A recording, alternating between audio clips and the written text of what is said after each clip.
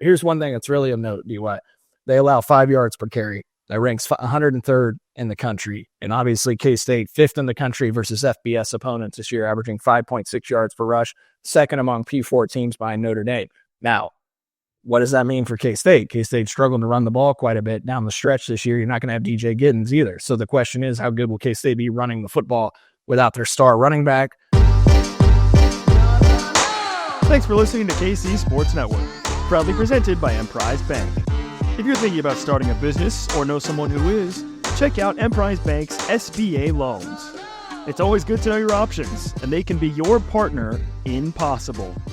Welcome to the Three Mall Show. This is our preview episode for the bowl game, the Rape Bowl between Kansas State and Rutgers. As always, thanks to Ben Holiday Distillery, and obviously their great Ben Holiday Bottled in Bond Bourbon for everything that they've done for us in the show. Reward them by giving them your service as well. I know Cole is he might be just sipping on it just now. He's probably got some right now.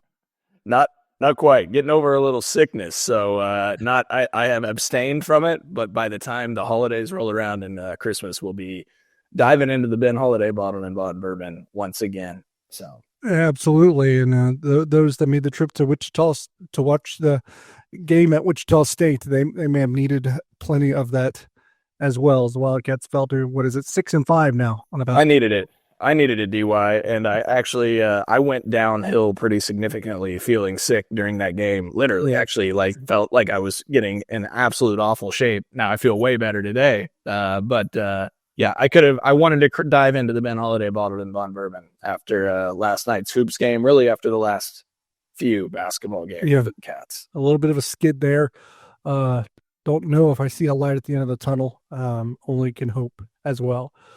That's Cole Manbeck. I'm Derek Young, of course, and no John Kurt, so we're kind of winging this. Doing I think our first game preview show in the Three Mall history without John Kurt. So bear with us as we kind of try to play point guard here. Probably both of us with one of these, which is a little bit more difficult to navigate, but it is the bowl game. And guess what? John Kurt's not the only one out, Cole. There is other Kansas State players that probably won't be playing in this bowl game, and that is our first headline. The transfer portal kind of intersects right now with the bowl season, and in ways that is unfortunate. There's also NFL entries as well. Just you kind of wing it a little bit here, but who you kind of expect to be playing and not to be playing, because I think that's probably the biggest headline of what this bowl game will entail. Well, and that goes for Rutgers too. I mean, we don't know if Kyle Manunga, their star running back, is going to play. A couple days ago, we're recording this on December 22nd on Sunday, just an FYI. So by the time you listen to this, he may come out and say what he's doing, and we might get word of that. But as of a couple days ago, it was reported that he still hadn't made a decision. He told media that he was still practicing with Rutgers. He's their leading rusher. He's first team All Big Ten.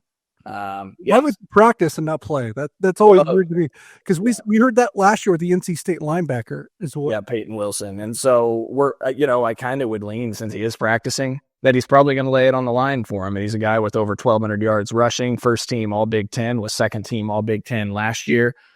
First team All Big Ten by the media and the coaches this year, and 5 yards per carry. So, the decision on him, we await, and we'll see what happens on December 26th. And for K-State, obviously DJ Giddens out, the third all-time rusher in school history at Kansas State, set the single-season school record for rush yards per carry average at 6.6, eclipsing Darren Sproles' 6.5 yard per carry average. So that's a huge headline. And then Jacob Parrish, your star corner, who's probably going to be third, fourth, maybe fifth round pick. He'll be a day 2, day 3 pick at worst. In all likelihood, is not going to play in this bowl game. He's entering the NFL draft along with Giddens. So you're down arguably your best defensive player.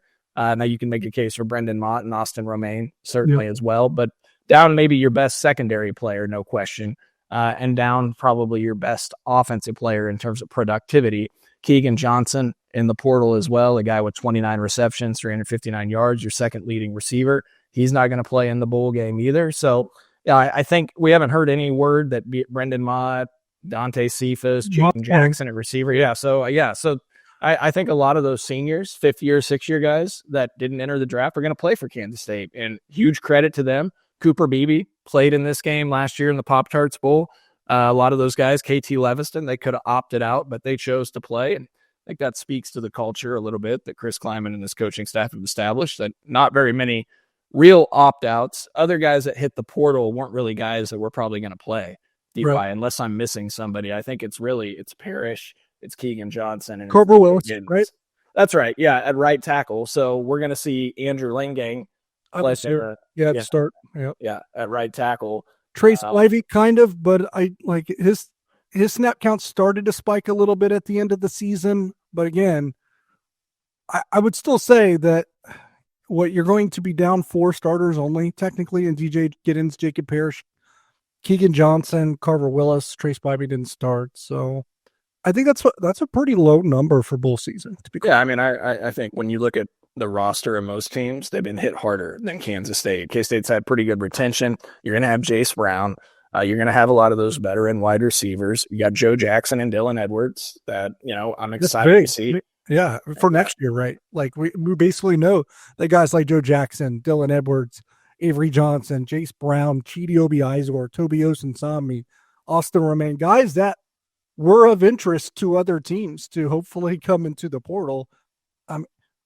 Fingers crossed, because there's still 2 days of the portal being open after this bowl game, but it sounds like they're going to be coming back. Well, and I think the balancing act with the bowl game, DY, is as a fan, as a spectator like us, we're excited to see some of the younger guys play, right? But you also don't want to punish guys that have laid it on the line for 5 years in your program or 4 years that have decided to play in the bowl game and say, hey, we want to give this young guy a little bit more of a look in this game, and you're not going to get as many snaps in the final game of your career. And so there's kind of a balancing act there between trying to win the game, trying the developmental process, seeing some of the glimpses of the future. Now, I mean, I'll be honest, like Joe Jackson, Dylan Edwards, we're obviously going to see a ton of out of necessity. I'm looking forward to it. Jaquez Bradley Dimps, I would love to see a little bit out of him. Jaquez, at the wide receiver position, true freshman that we've heard things about. He's on the second team on the depth chart that came out, and like to see him, see what he can do. As I look, I think we've seen a lot of the other guys. I mean, I'd like to see a lot of Zayshawn Rich and Donovan McIntosh at corner, 2 redshirt freshmen. Well, 1 redshirt freshman and 1 true freshman that are going to be relied on heavily next year. Yeah, I think Zayshawn actually played. His snaps were going up as the season went along as well. Another great sponsor of ours is Elanco. We thank them for their support as well, and they'll kind of help drive us here on the second headline of the week as we head into this bowl season, this Rate Bowl, Chase Field, right? Baseball stadium in Phoenix, Arizona. Everybody loves football games and baseball stadiums, but going back to the offense here, do they have enough offense to win this game? Pretty good Rutgers defense. Do they have enough offense to win this game when you don't have DJ Giddens, who, quite frankly, was a very large portion of the offense when it was good and when it was not good? Well, you're without your most productive player, most consistent player in DJ, obviously. 1,343 yards on the ground this season. I mentioned it earlier. 6.6 yards per carry. Single season school record. Broke Darren Sproul's record for yards per carry in a season with that number. Over 2,600 yards rushing on the ground the past 2 seasons. Over 3,100 all-purpose yards when you account for receiving as well.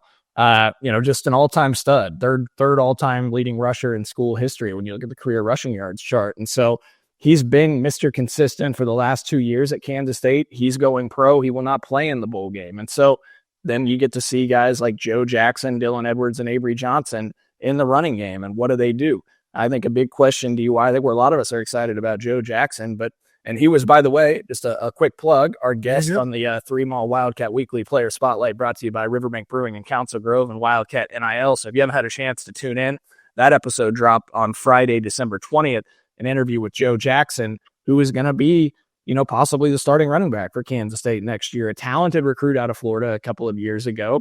177 yards, 32 carries this season, 5.5 yards per rush. And then Dylan Edwards, 56 carries for 350 yards this season, an average of 6.3 per rush, 17 receptions, 106 yards. I think we all would have liked to have seen Dylan used a little bit differently and seen, the utilization increase. But the question will be, DY, is how much of a workload can these guys have? Because the most carries Joe Jackson's had in a game this year is 10. That was against Cincinnati. I already mentioned he had 32 on the season.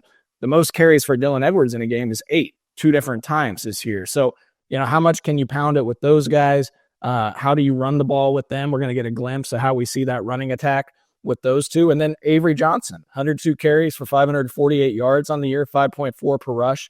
Avery's gone over 60 yards rushing in 6 of the 12 games. How much do they run him after having 3 weeks off now and being healthier? It'll actually be 4 weeks off by the time the bowl game rolls around. Avery's going to be by far night and day healthier, but you remember DY in the Pop-Tarts Bowl, they made it a consistent effort not to really run him. They wanted to open up the passing game. They didn't want to put anything at risk because they didn't feel comfortable about the backup QB situation. And so how much do you run Avery Johnson in this game as well? It's a big question, but it's an exciting answer to see because you're going to get a glimpse of what the future of this K-State rushing attack looks like. Yeah, I was going to say, if you reflect back to last year's Pop-Tarts Bowl, K-State threw it a lot in that bowl game. I think they wanted to showcase Avery Johnson and give him that opportunity of development, but they also had a backup quarterback issue as well, and that certainly contributed, as you alluded to. So this year, really the development stage is maybe the running back game, so I wonder if they just try to pound the rock too. We'll see, because I think you almost, and I know folks don't really love to hear this, and it'll go into our third headline here in a minute, but you almost don't necessarily play these games to win at all cost anymore like you used to with bowl games. You use it as a development opportunity more than anything. And now you kind of want to see what you got in that backfield. But again, thanks to Elenco. It's a local company based out of Kansas City that is owned by tremendous K-Staters. In an industry where many home improvement companies have been bought out by national corporations, Elenco has remained locally owned since they started in 1986. Think about getting new windows on your home or doing a bathroom remodel. Elenco specializes in premium window replacements as well as cooler Lux Stone shower systems. Need new siding on your home? The folks at Elenco have you covered there as well with the best products and top quality service. And you don't need to live in the Kansas City area. Elenco covers much of Western Missouri, Northeast Kansas, and the surrounding KC Metro. Live in Manhattan, Emporia, Topeka, Wichita, small towns. Elenco will come your way. Go to elencohome.com. That's ALENCO home.com. Check out all the services they offer, including free estimates. You can also give Sam, a great K-Stater, a call at 913-961-2165, and he'll get you taken care of. Answer any questions you have. Go support Elenco, a terrific local business, family-owned and operated by wonderful K-Staters. Before we go to a break, the third headline, Cole, kind of got into this. In the grand scheme of things of what college football has become, and everyone's focused on the college football playoff, you don't have your complete rosters because it's already been gutted a bit. Less so for K-State, but a lot of teams that will be playing in bowl games, they've lost players they wanted to keep already that they won't have for bowl games. So how much does bowl games matter in the grand scheme of things? And maybe specifically for Kansas State, we can kind of guide this down that path. I know there's not a ton of excitement probably in the fan base for this game, just because of the way you also finished the season after starting 7-1. You lost 3 of your final 4, a little bit of a dud of a finish. I get it.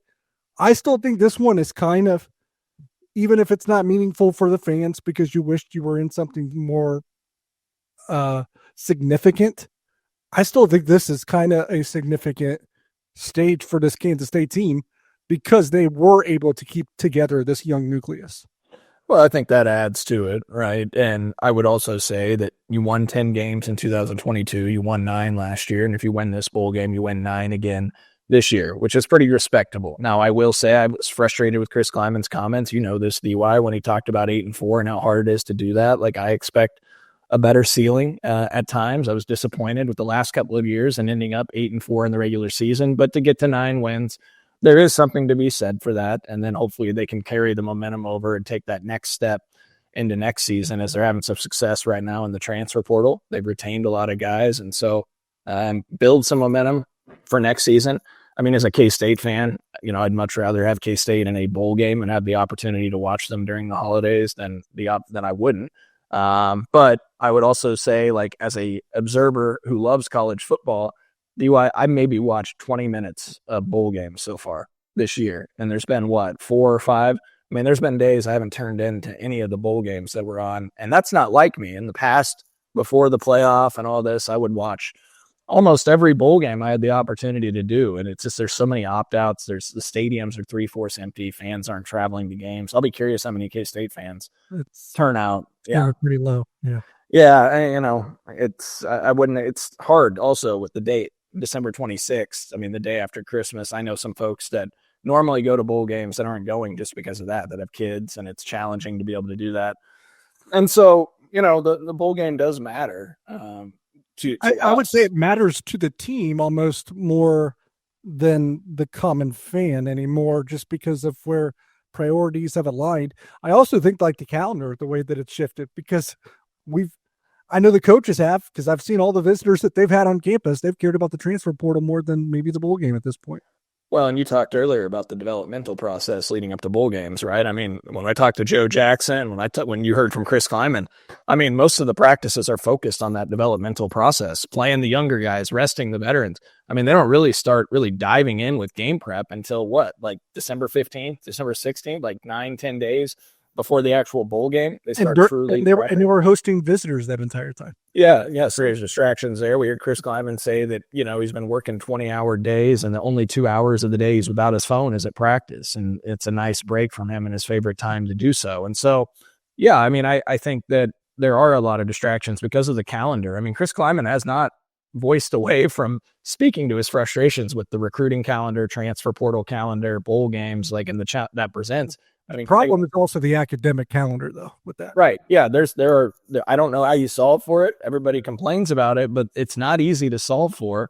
Semester. Yeah. So and think about the teams in the playoff. I mean, they're playing for something even more meaningful, and they're trying to host visitors too. And you can't really distract from your team. And they're trying to keep their team together before going into the portal. Yeah. Just why how Penn State quarterback, right? They're back. Yeah, Bo Perbila. Yeah, and so DY, like I kind of think I said this in a text to you guys, you Curry, John, a week, 10 days ago, that I wouldn't mind doing away with bowls and going to kind of like an NIT setup playoff, secondary playoff. It's almost what they're going to have to do. And to be honest, that would make me at least a little bit more entertained for this type of postseason if I'm not even in the actual. Well, and I will say this, like, people are probably like, good luck getting guys to play an extra 2-3 games when there's already opting out for a singular bowl game, right? Because the teams that win are going to have to play multiple games. Yeah. And that's where it becomes a question of, like in college basketball, we saw the Players Era tournament, big NIL pot for the teams that won. I don't remember how the whole formula. I think everybody got paid to play, but more for the champion. Yeah. So, I mean, can you, with some sponsors and TV revenue and everything, can you divvy up some of the pot? And could the winning team of that get $5 million in NIL divvied up to the players, or, the runner-up get a couple million? Like, something to incentivize guys to opt out. If you do keep the bowl structure, I mean, maybe you got to go to like some sort of NIL that pays each guy that plays $10,000, $15,000. I don't know. That's pennies to some of these guys, right? And so, especially the new revenue share. Yeah. So I don't know the legalities of all of that, how it would work, but that would be a suggestion to maybe explore to try and make these things more interesting. Maybe we incentivize them with some home field. How about that? There we go. That'll work. I think if you could incentivize this campus pullover jacket I'm rocking, DY, if you're watching on YouTube. Is that the one that John had on the other day? You guys are rocking those now? Yeah, it's the pullover campus pullover. Oh, wrong sleeve here. You got the Power Cat on one sleeve. You got the kind of the retro purple here. It's your kind of throwback jacket. So it's on homefieldapparel.com. So go check it out. I love it. It's so comfortable, but also, DY, I'll say this. I was expecting it to be like a windbreaker. Not, those aren't typically very warm. Yeah. This is pretty thick material. It's way warmer than your typical windbreaker. It's thicker. It's comfortable. I cannot emphasize enough how much some of this home field gear you would love if you're a K-State fan. That's good details there. You could be hired to their sales division, I think. I thought it was a pretty good segue by me. Maybe not John Kurt style, but pretty close. If you want that, what we call it, a pullover that Cole's wearing, or anything else from home field, 15% off with the promo code 3MAW24, and we'll be back in just a moment. Looking for tickets for your next event? Tickets for Less is your number one source. Save big on every purchase when you use promo code KCSN at ticketsforless.com. before we get to the Rutgers preview, you did kind of tease it already a little bit. Anything spicy that you heard from Joe Jackson? No, Joe's very businesslike. I mean, I will say this and that's not a shot at Joe Jackson. He was terrific. Just very mature for his age, redshirt freshman. I will say this for those of you that kind of, maybe don't know how the operation works behind the scenes. I always, for those player interviews, script everything out, script all my questions out, bullet them out. I think Cole prepares more for anything than any of us. Yeah, I just like to be fully prepared for these things, right? And 1 minute before Joe and I hit the air, I accidentally closed my outline of questions and intro without saving it. And so I didn't tell Joe that at the beginning, and I was like, you'll hear if you listen. There are a couple times where candidly I freeze up. I am not John Kurtz, okay? I am not the talented host. That's why I like to prepare. And so I freeze up a couple times. I apologize if you're like, what is Cole doing? You sound like an idiot right now. But Joe was terrific. Just an incredibly mature guy and somebody that I think is going to be a really good player at Kansas State for years to come. Pretty well timed because he'll probably be the bell cow back. Maybe not bell cow. We'll probably talk a little bit more about that later. Let's go to the Rutgers backfield and maybe that offense in general. As you said, Kyle Monangai is basically all of their offense, and we don't know if he's going to play, right? Yeah, I mean, there was a quote given by Monangai. Let's see if I can find it here. This was from an interview with NewJersey.com. Quote, "I'm practicing with the team like I would any other day, but it's something that we'll decide as time gets closer," end quote. And that was from a couple days ago. So no decision made. He's a guy that, if I scoured ESPN's draft rankings, Pro Football Focus. I didn't see him as like the top 8 or 9 running backs that they did list for the NFL draft, but I have seen other projections that had him as like a 4th or 5th rounder in the draft. Similar to DJ. Yeah. He's rushed 256 times for 1,279 yards, 13 touchdowns this year. He led the Big Ten in rushing attempts. So they pound it with Monangai.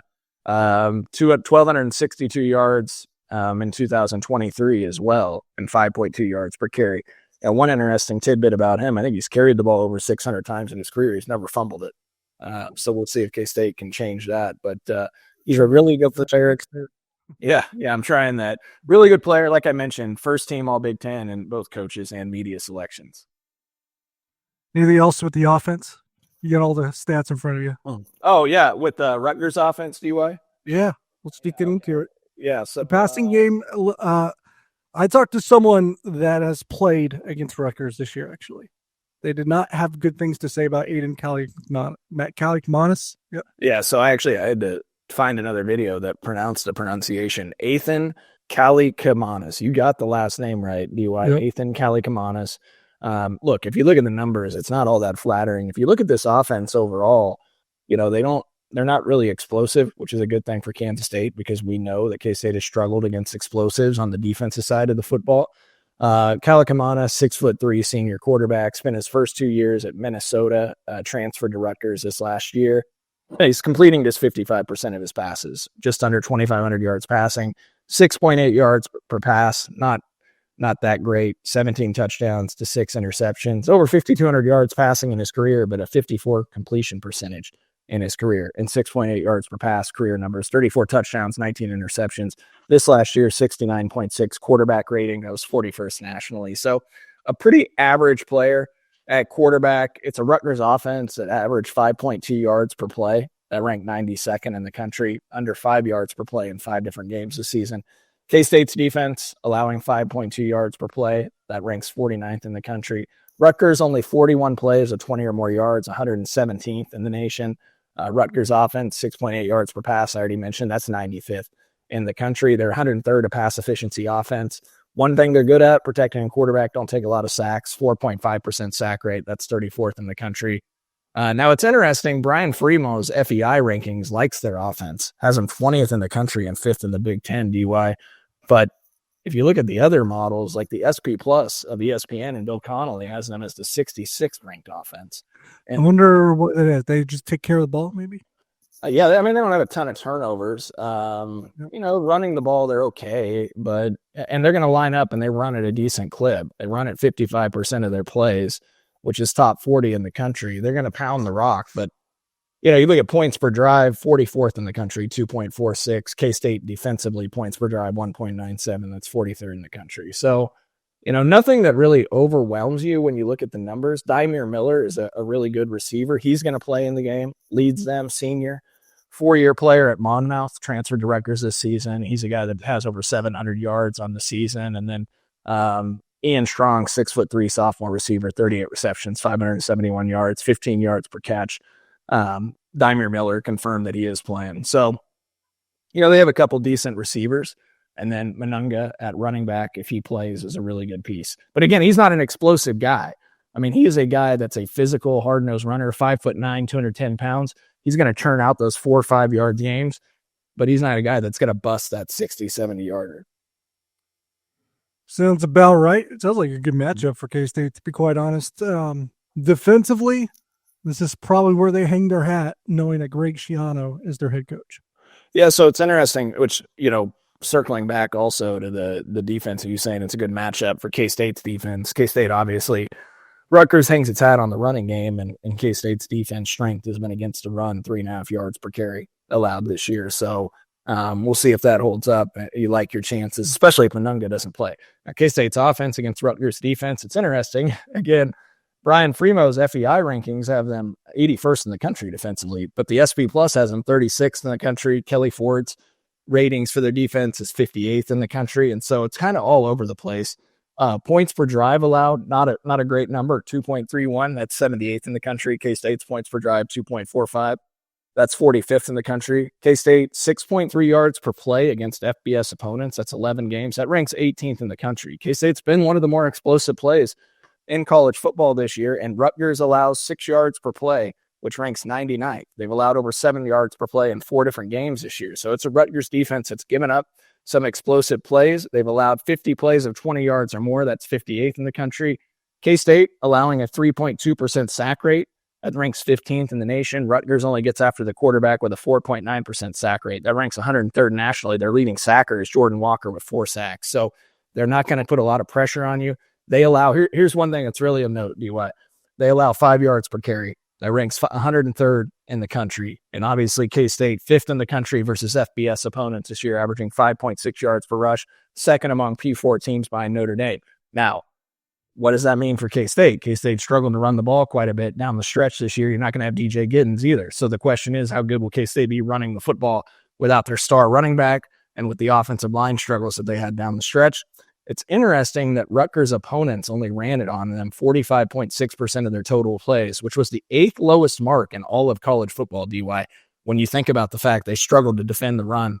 They're not great against the pass either. They allowed over 400 yards of offense in total in 6 of their last 9 games. K-State had over 400 yards of offense in 6 of their last 8. So it's going to be kind of a slower pace game. Both teams actually average 26.6 seconds between plays. It ranks 69th and 70th in the country. So they're going to slow it down. Not going to be a ton of hurry up. So that's about right. Sounds like a Greg Schiano team to me. If you really. And I should also, I forgot to mention this, D.Y. Schiano is probably going to be calling the defense for Rutgers. Their defensive coordinator, and I'll butcher his name, so I'm not going to try to pronounce it, but he left to be the UMass head coach just a few weeks ago. So they've been having some preparation issues because he was kind of the do-it-all guy on the defensive side of the football. And he is gone and is the UMass head coach now. All right, it's time for quick hitters. Probably not going to have the wittiness here that you've accustomed to hear from a John Kurtz. I did want to begin with this, and it's not really a quick hitter. It's actually an observation that I think kind of goes along with everything that Cole just provided for all of you listeners when it comes to the offense and defense of Rutgers. So take that all into account and then take this into account. There are 4 teams from the Big Ten that made the playoff this year.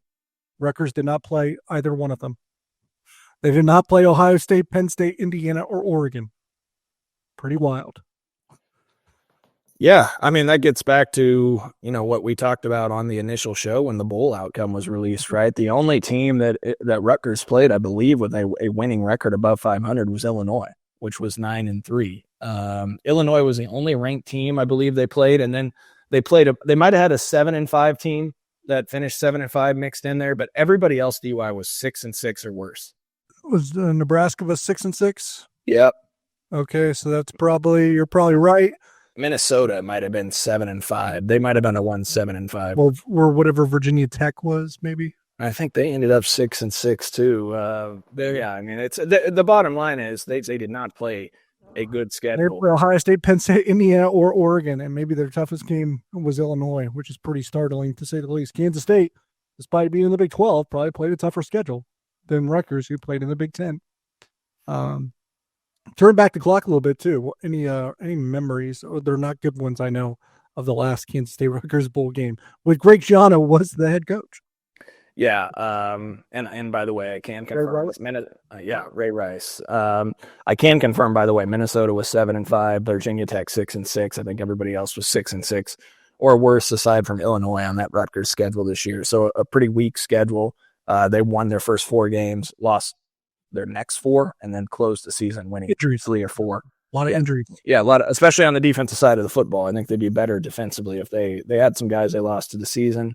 I don't know how many of some of those guys are going to get back for the bowl. The bowl game in Houston, DY, I was at with some friends in 2006 against Rutgers. And again, that was a Rutgers team that was 16th in the country. They overwhelmed K-State. They were 10-2 going into that game. Pretty much just manhandled K-State. Won that game 37-10.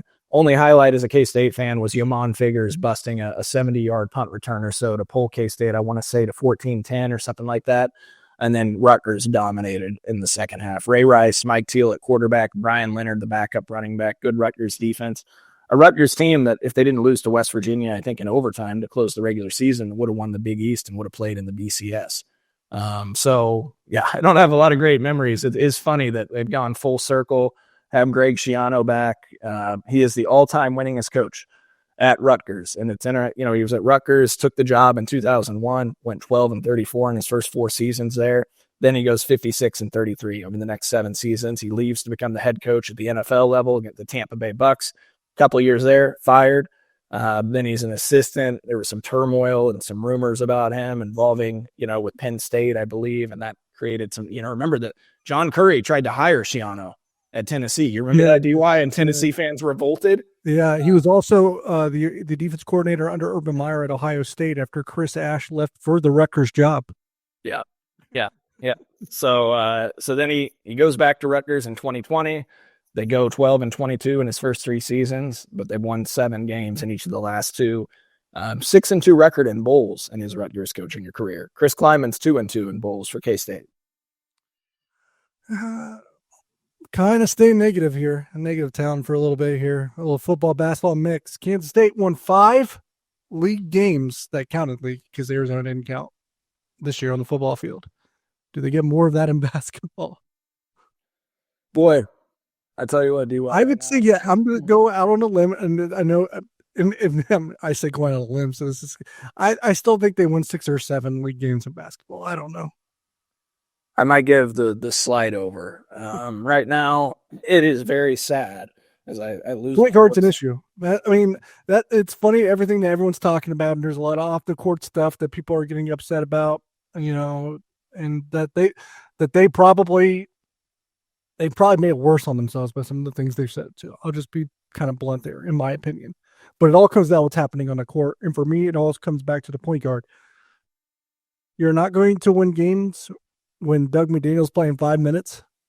And you're also not going to win games when Doug McDaniel's playing 35 with the way he's playing either. So they're just kind of screwed. Yeah, I don't know how you're going to figure it out at this point. Doug McDaniel's had multiple messages delivered to him with lack of playing time, being benched, and then here you are doing it again in Game 11. It just gets back to the point I made, DY, on the basketball show we did last week. You are continuing to have to send messages to guys 11 games into the season, and the rotation is all out of whack. Buddy Rich doesn't play the prior 2 games, and then you play him last night, and he's your leading scorer with 20 points. What are we doing? They don't know the rotation. They don't know who they can count on right now. David Castillo's usage and minutes have been flopping all over the place too. So he coaches out at school. They don't know who they can count on. And being this deep into the season when that's the case is obviously a problem. We'll try to pivot away from that. Just that had to be a quick hitter. We had to cut on it a little bit. Yeah. Slide over to it, but it's very infuriating with a 20-game league schedule. We're asking about 5 wins being the benchmark to go over potentially. And right now, This is a team that, once again, can't play two halves of basketball. No. The same thing. So we're also just asking them to play hard. Like maybe don't let a guy on a missed shot go end to end and nobody pick him up and stop ball. Like, what is this? Like, if I heard Jerome Tank say these guys really care, show us you care. Where do you care? CJ Jones against Drake. I know this bothered the hell out of you. Blocks a shot. The ball ricochets back 15 feet. The Drake defender or the Drake rebounder has to go back and get the ball. It still has time to grab it and take it back to the rim, and there's nobody in the TV picture. What in the hell are we doing? Where is the effort? All right, sorry, you got me on my soapbox, but if you're going to say these guys care, show us you care. Play hard. Yep. No, I agree. We'll pivot away from that. It's a touchy subject for all of us. A lot of frustrations there at the moment. Turning back the clock. We already turned it back with Greg Schiano's back at Rutgers, right? Well, guess what? Rich Rodriguez is back at West Virginia. Scott Frost is back at UCF. Who would you rather be, UCF or West Virginia? Oh, boy. You know, I know you're going to go with Rich Rod in West Virginia. I think I am. Especially, did you see who Scott Frost hired as his D coordinator? Yeah, I mean, Alex Grinch, which I was high on at Washington State when he was there, like 10 years ago. He was at Ohio State even for a while, yeah. Yeah, I mean, I don't know. Maybe he'll figure it out. Maybe that's a better fit for him. Going back down to that. Look, I would probably lean just because of recency success. Rich Rod was successful at Jacksonville State. He's going to run a system that's more unique. That'll probably give some teams a little bit of challenges. So I'll say I'd rather be Rich Rod in West Virginia as a West Virginia fan right now. All right. Were you the same, I take it? Oh, yeah. I didn't mind the hire of Scott Frost for UCF. I thought, might as well go back. I mean, he won you a national championship, right? But some of the decisions there are already kind of scaring me. The Alex Grinch thing kind of scares me. Yeah. Avery Johnson, 22 touchdowns this year. The school record is 24, set by Will Howard and L. Roberson. Yeah, L owns Will tied the mark last year. Yeah, Will tied it with L last year. Can Avery break it? I mean, it takes 3 touchdowns. I think he could tie it. I don't think he's gonna break it in this game. What is Avery's? Has Avery gone with 3 touchdown passes this year? Maybe West Virginia DY. I'm just pulling up his game. Oh, yeah, I'll look it up real quick as well. But that's probably a pretty good question. We can go to the Avery Johnson game log. A 3 touchdown game. He has a couple. Yeah. Oklahoma State, West Virginia, and Iowa State 3 times.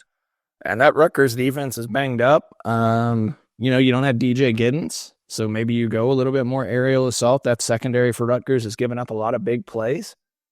Boy, I would say at the very least he's going to tie the school record in this game. I agree at the very least. I'll just go 2. I'll play it safe. What the hell? I'm going over, baby. That just gets back to me being aggressive on my numbers on the preseason pod, DY. And I wasn't going to bring that up, but most of them you didn't even get close. Hey, I got DJ right. I think I'd set the rushing yards mark this season at like 1250, 1260. Absolutely. I mean, you were setting records everywhere. Well, and Jace, I almost got Jace. I set it at like 800 yards, and you guys gave me a hard time on that. And he finished with like 757, 763. I mean, he had 2 or 3 really explosive games. Yeah. I mean, if he would have finished stronger down the stretch outside Iowa State, he would have broken. If he were just been a little more consistent. Yeah. He was a little boomer bust, to be quite honest.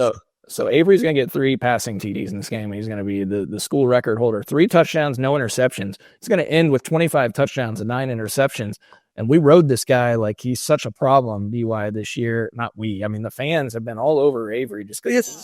I would say I think you're part of the problem with the expectations. Yeah, I set too many expectations for him. I'd also say that Coach, I pumped the brakes a little bit on it just because it's a first-year starter, first-year play caller. There was too much first-year stuff for me to go with all the overs that you did. But if we're going to apply appropriate perspective, and I think fans really need to listen to this because sometimes we all freak out in the moment a lot of times, and we don't do the proper, I guess, diagnosis of the situation after the fact, and hopefully we can do that for basketball, and we're like, oh, maybe we overreacted. I'm not sure we're going to there. But for football, I think there's a little bit of some overreactions because at the end of the day, especially if he were to break the school record for touchdown passes, Avery Johnson for a first-year quarterback, especially when you look at the quarterbacks in his recruiting class, pretty damn good year. Well, yeah, I mean, DY is at over 2,500 yards passing, almost 60% completion percentage, 22 TDs to 9 picks, and he's going to probably run for over 600 yards in his freshman or in his first year as a full-time starter. I mean, look, we set really high expectations. I'm guilty of it. I think the coaching staff's a little guilty of it too, DY. I mean, the way they talked about Avery, and they probably should have been out there reminding guys too. Like, and I know you don't want to talk down on your players. That's not really talking down, but maybe setting more realistic expectations.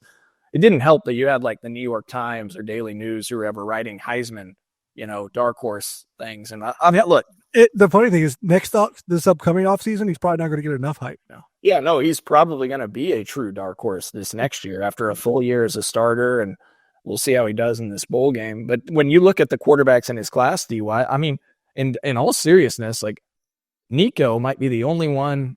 And Sam Levitt, who was not highly regarded, Sam Levitt has been probably better than Avery. I don't even know if you could say Nico was better than Avery. Probably not. At Tennessee, and I would mispronounce his name. Like Nico Iamaleava, the quarterback at Tennessee, Richard freshman, I believe. Again, he got his ass kicked last night in the playoff. But now, what I will say is that I can go on an SEC rant there too, because I'm not seeing the same tweets about the SEC and Tennessee that I did about SMU and Indiana. So yeah, that's another. That was the worst game, DY. That was the worst game. Yeah. And on the flip side, I think there's a chance Ohio State was probably the most impressive team in the quarterfinals. Or that wasn't the quarterfinals, first round. But yeah, I just, Kirk, I'll say this. Notre Dame was really good. Yeah. Yeah, they were. I would have say this, like Kirk Herbstreit on College Game Day the next day was like, Indiana didn't belong on that field. They didn't belong in the playoff. I didn't hear Kirk Herbstreit saying that about Tennessee. Yeah. When it happened to the SEC and the good old ESPN contract with SEC. So we don't talk about it that way. Mm. When it's 42-10. Instead, Kirk Herbstreit and Fowler are talking about, Dylan Sampson's out. That could have made a world of difference. Yeah, just ridiculous, man. It's such Bush League stuff that ESPN trots out. And again, I know SMU just completely choked. And SMU choked, and Indiana lost to Notre Dame. I get it, but here's my thing: is Alabama, you lost to Vanderbilt, and you lost to 6-6 Oklahoma by 3 touchdowns. You lost to that Oklahoma team 24-3. Indiana Indiana didn't have any great wins. I'm not going to pretend that they did, but they stomped teams like Oklahoma all year. They didn't trip up like Alabama did. And Ole Miss, you're the worst. You lost to 3 unranked teams. You lost to 4-8 Kentucky. Indiana would have beat Kentucky like 56-0 this year. Lane Kiffin just needs to shut up. I mean, he did. 180, yeah. Shut up when Tennessee played. All right, soapbox there for us. You talked about Avery, 60 rushing yards in half the games this year. Does it get over 60 in the Rate Bowl? Yeah, 60 rushing yards in 6 of the 12 games this year, with, I say, almost 4 weeks off, DY, him being 100% healthy. Now, they didn't run him in the Pop-Tarts Bowl last year, and you still need to be injury conscientious, not just winning this game. You don't want to suffer any injuries that are long-lasting, right? And so I'm not saying you go in there and you run Avery A-gap power right up the middle all the time, right? You don't want him taking unnecessary hits to getting hurt. But I think he'll go over. I think he'll have an explosive one. Avery's longest run this year, DY, is 33 yards, which if you would have told me that going into the season, I would have said, oh, there's no way.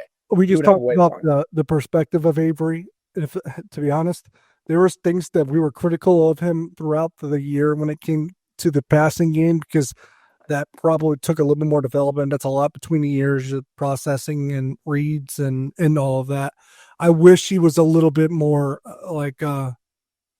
decisive or aggressive in a lot of his runs this year. I think we would have saw something a bit more explosive.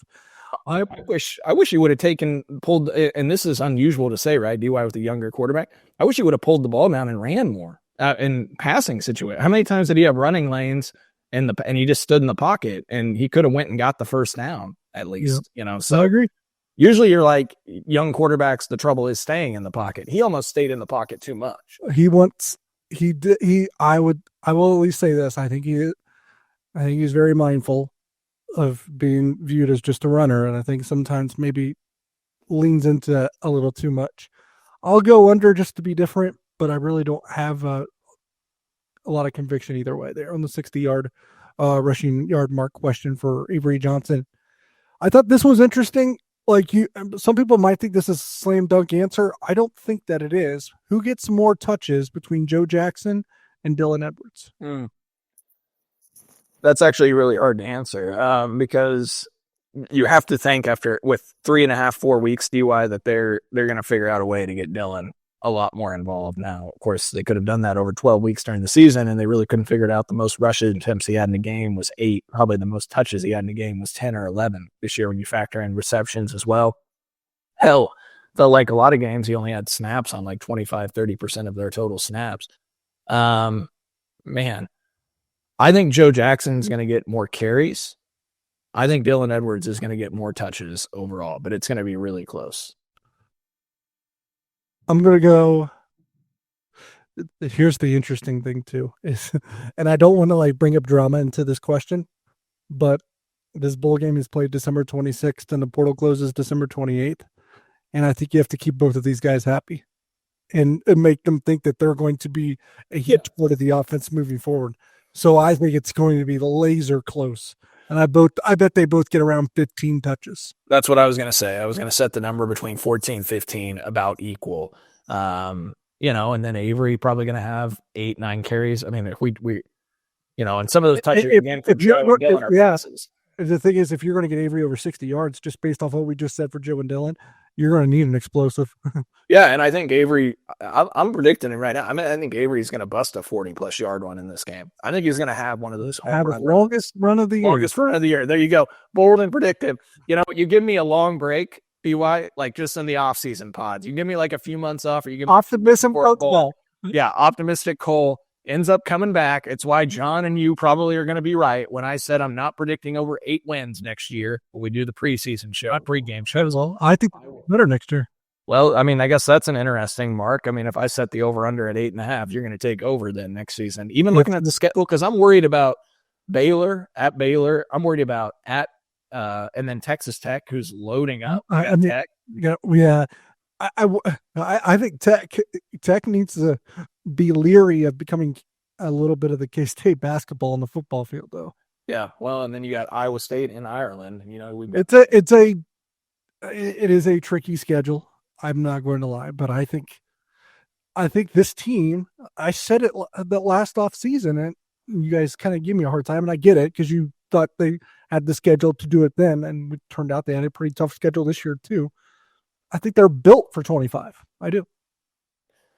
Yeah, I mean, they should be with the retention that they've held on to. Yeah, so they finished and I like portal with the transfers that they've added too. So yeah, I mean, they still need to hit some home runs in a couple spots to feel really good about it. Offensive tackle, corner, safety, another linebacker, maybe a D tackle. Yeah, but I think those are more luxuries. Some of those, or depth at least. Some of the starters they've already kind of pinned down. I think. And that'll be another pod. Maybe we Patreon. We'll do that. Patreon.com/3mall. We're a little plug there. Go on there. We'll probably talk a little portal. Maybe talk a little basketball in depth, even though you may not want to hear it. We'll see. In the near future, have something on that. I'll be in Phoenix for the bowl game for coverage, but we'll see how we can make that work. We didn't really go back and look at the lead pipe lock of the week results.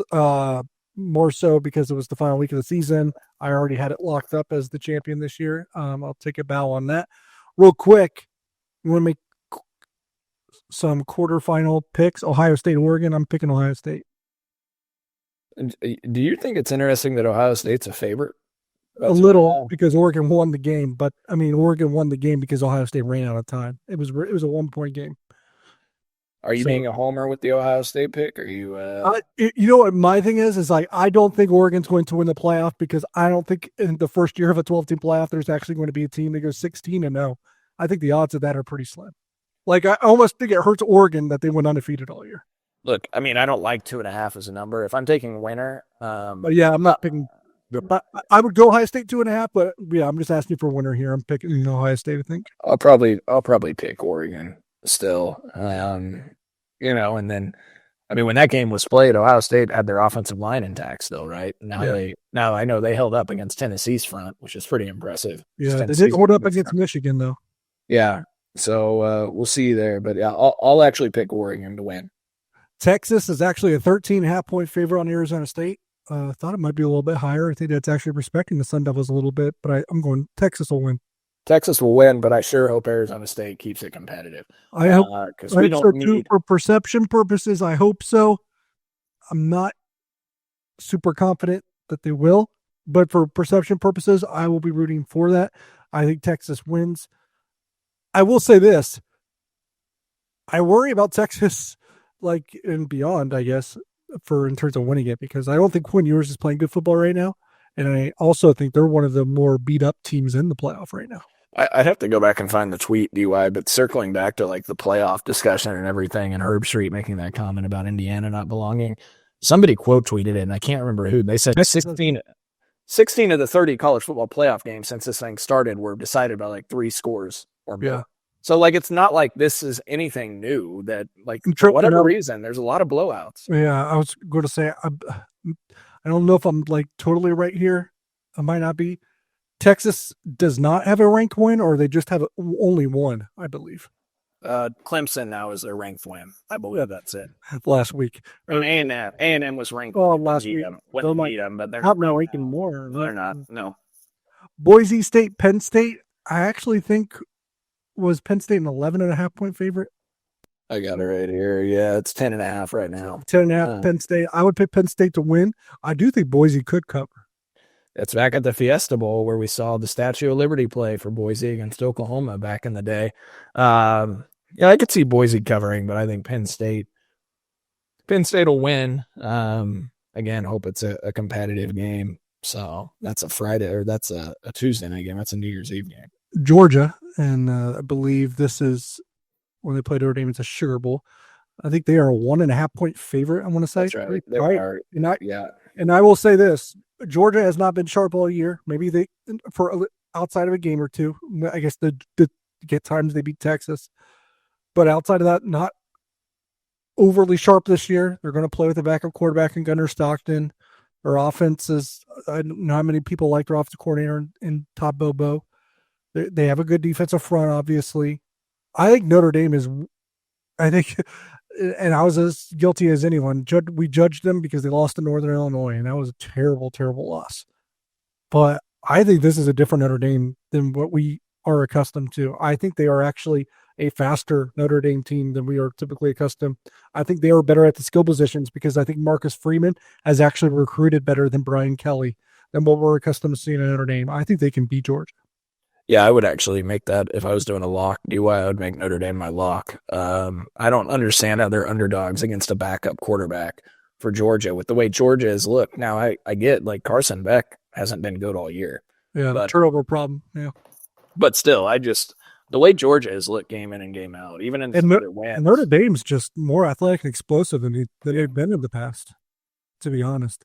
I think, and I'll just say this because the game below them or above them in the bracket is Boise State, Penn State. The winner of Notre Dame, Georgia is going to the national title. That's fair. Yeah, that's probably going to be the case. All right. Well, that's kind of like our locks almost, but we'll go to final predictions. You first. The Rate Bowl. It's Kansas State and it's Rutgers. Yeah, let's just pull up some of the overall Rutgers numbers here that kind of project this game. K-State in ESPN's SP Plus is the 20th ranked team in the country. Rutgers is 49th in the SP Plus. The SP Plus projects K-State to win this game by an average margin of 8.8 points and a 71% win probability. Actually projects a score of 29-21. Latest betting line has K-State by 6.5. Look, FEI ratings, K-State 32nd, Rutgers 42nd, Kelly Ford power ratings, K-State 24, Rutgers 52.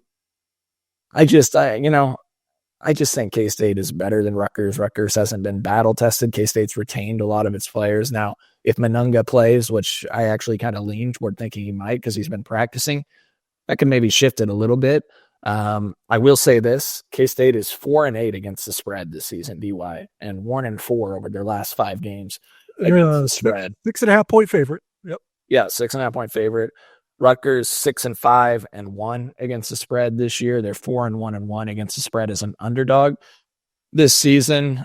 I'm going to lean toward K-State covering. I'm going to take K-State 31, Rutgers 21. So I'm going to have K-State by 10. But, again, the against the spread numbers, K-State playing down to the competition a little bit, et cetera, does concern me. But I just think K-State's a better team, and I would expect K-State to win this game. I think the way that they've been able to keep the team together for the most part and out of the portal is probably a pretty good sign. And like you said, Rutgers hasn't really beat anyone this year. Like, Kansas State had a rough collapse at the end, but they've beaten some good teams. I think better teams than Rutgers has beaten. And so I just, like you, I think Kansas State's the better team. I think it's kind of a slow game, maybe low scoring though. So I'll take K-State also by 10, 23-13. And wow, that is pretty low scoring. So 3 field goals for K-State. I'm so low. BY, if they score 23, I think a lot of people are going to be pretty frustrated with the offense and Connor Riley again. I just got to be honest. They might, but I think this is going to be a low possession game. I think you could score 23 points and your points per drive could be pretty solid still. Yeah, we'll see how it shakes out. I mean, you're right. I mean, it will. I gave the numbers. I mean, 26.6 seconds between plays for both teams. So we're going to go 23 points. What if you non-garbage time? What if you go 23 points on 8 or 9 drives? Well, I would say if the points per drive is like 2.7, 2.8 or higher, then they're fine. People and that should score in this type of game. I think you could score 23 and get there. Yeah, I mean, so 23 points on 9 drives probably comes out to like 2.7, right? On 8 comes out to almost 3. So, yeah, I mean, we'll see how the final numbers shake out. But we'll have a post-game show. I don't know how that'll work or how that'll operate, DY. We'll figure that out offline, if we'll go live with you in Phoenix or if we'll wait till you get home or if it'll just be John and I. We'll figure it out. I have covered this bowl game before it was the Rate Bowl. So I was covering the team at the time, but I didn't go to the game. It was 2017 when it was the Cactus Bowl, and Alex Delton replaced Skylar Thompson, and they beat UCLA.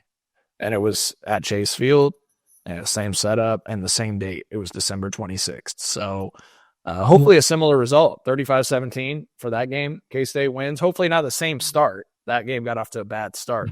They dominated. I think K-State was down 10-0 or down 2 scores before Delton came in the game, and then they had some explosive runs, some big plays, and K-State ended up dominating the Bruins without Josh Rosen and a quarterback, and they had Jed Fish as the interim head coach in that game. DY. Sure. Fun little nugget. I spent my Christmas night with the UCLA football team at their resort because one of my buddies was with UCLA. Interesting little factoid there. Yeah, I remember John. I left John. I ditched John and Corey. I ditched John Curtis. And that also ignited an off-season debate of Skylar Thompson and Alex Delton of who should be the starting quarterback in 18, which happened to be the last one for Coach Bill Snyder. So anyway, that's our predictions. I got the Cats by 10. Cole's got the Cats by 10. Thanks to Holiday Distillery. Thanks to Home Field. Thanks to Alenco. That's cool. I'm DY. Thanks for listening to 3 Mile.